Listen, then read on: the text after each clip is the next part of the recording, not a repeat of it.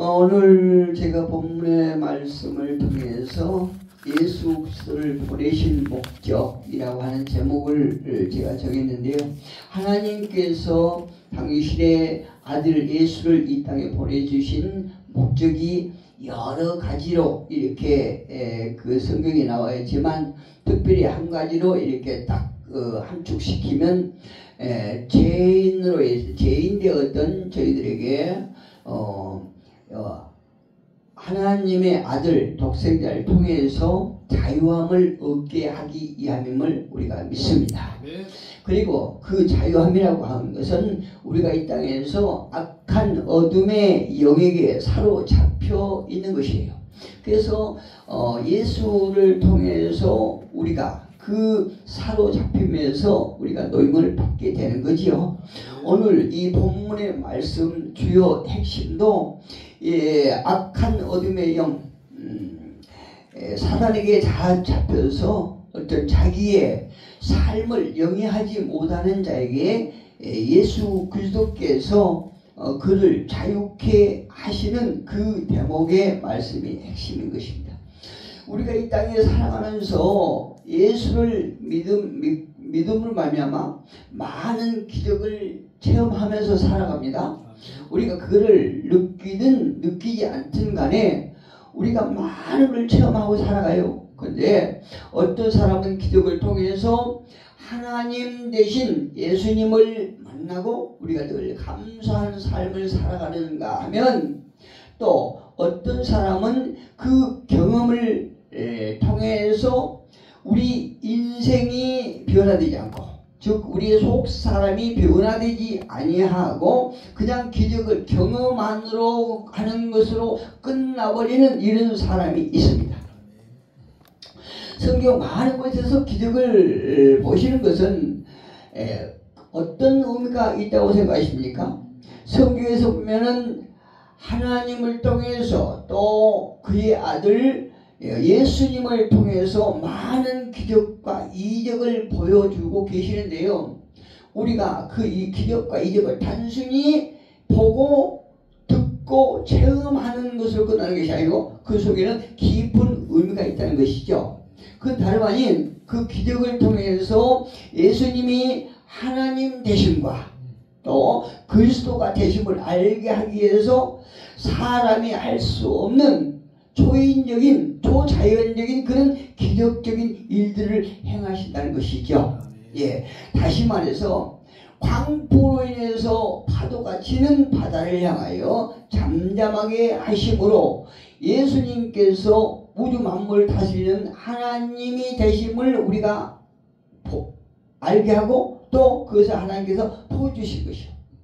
이 세상에서는요, 우리가 어떤 그 여러 가지 재앙을 통해서 사단이 우리의 삶을 파괴하고 또 결국에는 우리가 이 세상을 지배하고 있는 그 어둠의 영들에게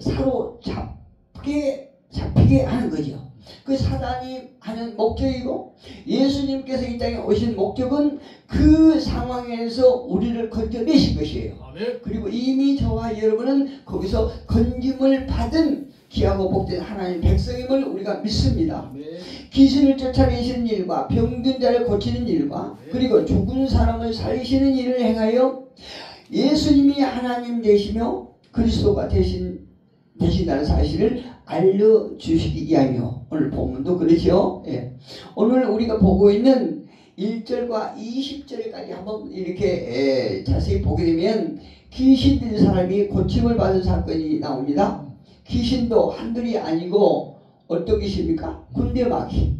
군대 귀신이요. 오늘 9절에 보니까 정확하게 나왔죠. 이에 물으시되 내 이름이 무엇이냐? 이르되 내 이름은 군대니 우리가 많습니다. 많다는 거예요. 그 군대가 많아요. 오직 하나님은 한 분이신데 그에 비해서 마귀는 헤아릴 수 없도록 많은 군대예요. 많은 군대. 이를 통해서 우리에게 주는 교훈이 있다라고 그러면은 무엇일까? 오늘 본문을 근거로 해서 보면 귀신 들린 사람이 고통을 받고 있다는 것을 우리가 본문을 통해서 알 수 있습니다. 오늘 본문의 1절에서 5절에 보면 잘 나오고 있죠. 예. 배에서 나오심에 곧 더러운 귀신 들린 사람이 무덤 사이에서 나와 예수를 만나니라. 그 사람은 무덤 사이에 거처하는데 이제는 아무도 그를 쇠사슬로 맬 수 없게 되었으니 너무나 힘이 세니까 힘 대단히 셉니다. 저도 옛날에 그러니까 목회 초창기에요. 목회 초창기에 어떤 영적인 사실도 아주 무지하고 단지 이게 어떤 목사의 옷을 입었을 초창기인데 그때 그 어떤 제 아는 목사님 변암계 목사님이라고 하는 어디를 갔어요. 어디 갔는데 그 청년인데요. 굉장히 체력이 건강하더라고요. 생김새도 땅땅하고 건장한데 이 청년이 제가 어떤 목사님 가정을 그 친구 목사님하고 갔는데 한겨울입니다. 한겨울인데 추운 겨울인데 이 젊은이가 반바지를 입고 밖에서 샥 방으로 들어오는데요. 그 방에는 그 목사님 딸도 있었어요. 아가씨가 있었거든요. 그런데 그 청년이 반바지를 입고 들어와서 무슨 개성을 지르는데요. 무섭더라고요. 저하고 그 제 친구 목사님하고 여자 목사님하고 셋이 있었는데 그 청년을 제어할 수가 없어요. 어떻게 힘세는지요. 어떻게 힘세요. 그 친구 목사님이 그 청년을 머리를 탁탁 때리는데 그 청년이 끄떡 안 해요. 얼마나 힘세지요.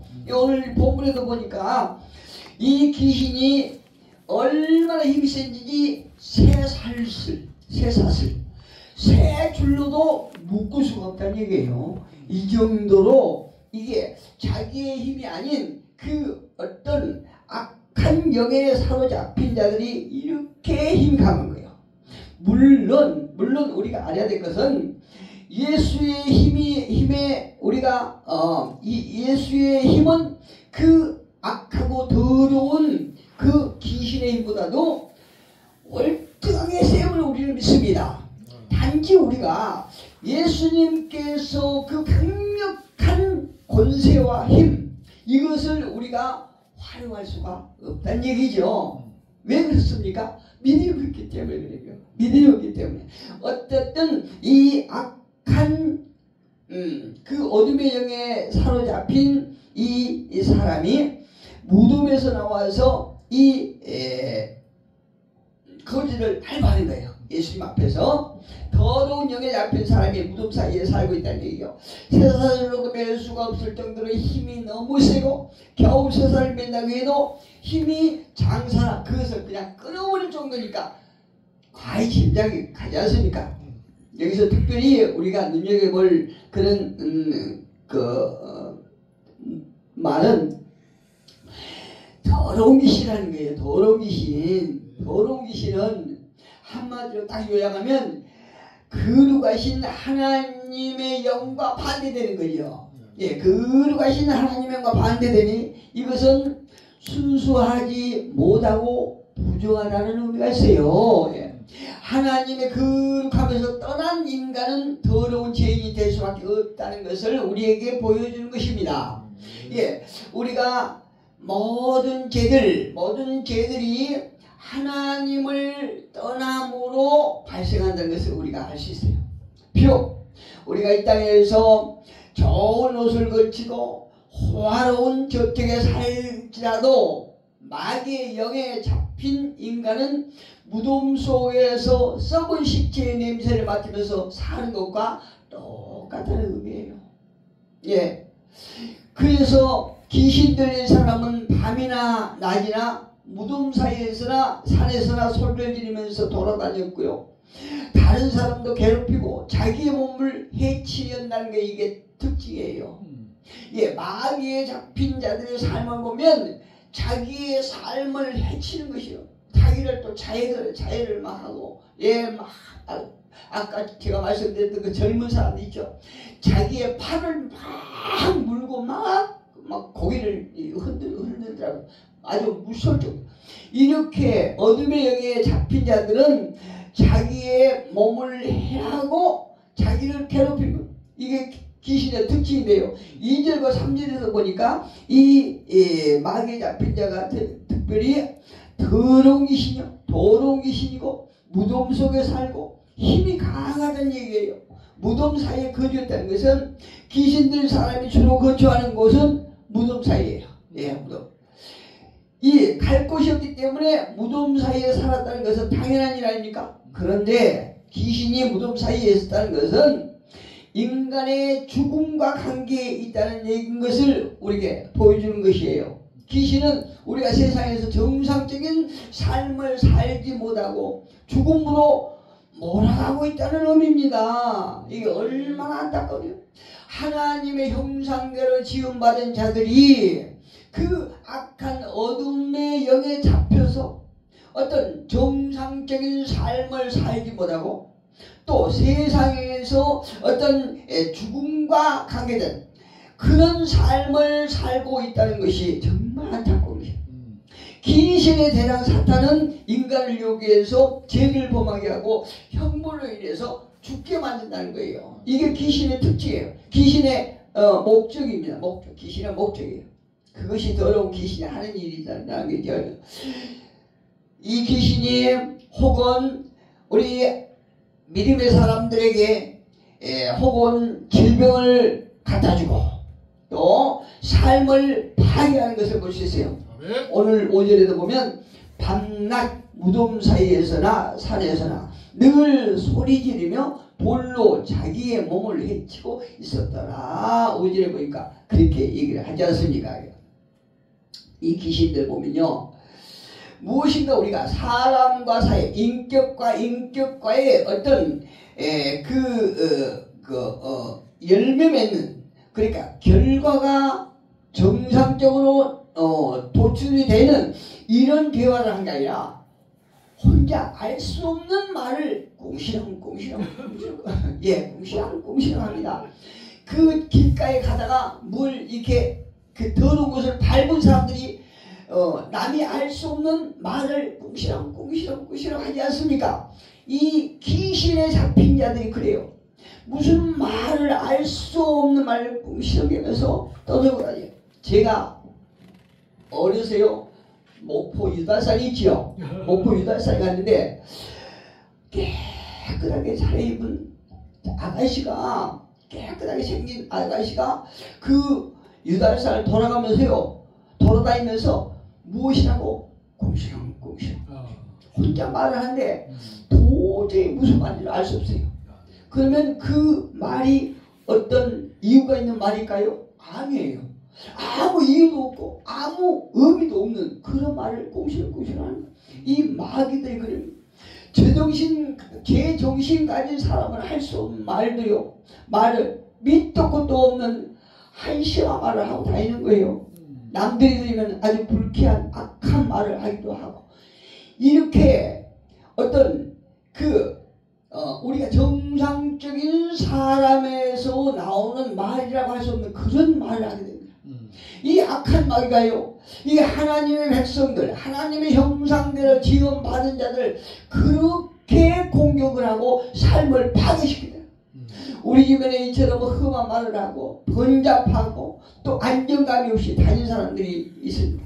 이런 삶은 설령 귀신에 들리지 않았을지라도 귀신의 영향을 받고 있다는 건 참 안타까워요. 그런 사람을 보면 알 수 없이 참 안타깝습니다. 우리 속에 악한 마음을 부추겨서 타인의 기분을 상하게 하고 또 때로는 이업을 느끼기도 하고 또 이런 사람은 말뿐만 아니라 마음에 품는 생각이나 행동까지도 정상적이지 못한 사람들이 종종 주변에 있어요. 오늘날 누구라도 귀신에 잡혀 사는 사람은 정상적인 삶을 살 수 없고 참 자유를 누릴 수 없다는 것이 아주 심각한 거예요.